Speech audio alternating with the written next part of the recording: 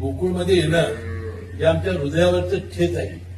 माझं मत काय आहे की एखाद्या शेतकऱ्याने येऊन आपल्या व्यथा मांडल्या असत्या तरी आम्ही समजू शकलो असतो की ज्यांनी 5 वर्ष सत्ता भोगली, डिव्हेंचर्स काढले आणि त्या वेळा डिव्हेंचर्सला उत्तरं देताना हीच भूमिका मांडली जी संचालक मंडळानं मांडली आणि पुन्हा आपण जसं हे करायचं, हा जो देखावा आहे किंवा हे आहे हे लोक ओळखून असतात. मी म्हणतो की एखाद्या संस्था संचालकाने आज माझी भेट घेतली आणि त्यांनी काही मुद्दे मांडले आणि मला ते पटले आणि मी 2 दिवस झाले याचा अभ्यास केला आणि मी दोन्ही तुमचे सीए आहेत त्यांना सांगितलं, आपण डिबेंचर्स काढतो आणि ₹7.80 टक्के व्याज देतो आणि ते काही वर्षांनी ते सीएस मध्ये झाले की आपण 11% देतो आणि आयुष्यभर आपण त्याचं व्याजच देतो 11 आणि 7.80.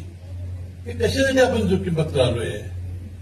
आपल्यासाठी त्यासाठी आपल्याला लागलं तर कर्ज काढू, एका वेळेला याचा अभ्यास करा, विनाकारण दरवेळेला हा मुद्दा करायचा, त्यांनी दरवेळेला एवढं चांगलं काम करायचं.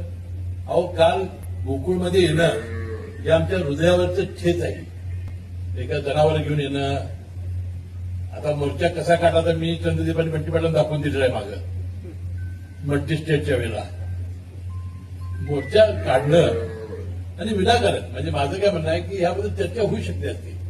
तर मी आज आपले अकाउंटंट टापली 2 सीएना आणि आता बंटी पाटलांना सांगितल्याप्रमाणे मी विनंती करतो, तुम्हाला अभ्यास करा आणि आता महिनाभरात खरोखरच नको असेल आपण पहिलं मत आजमावू.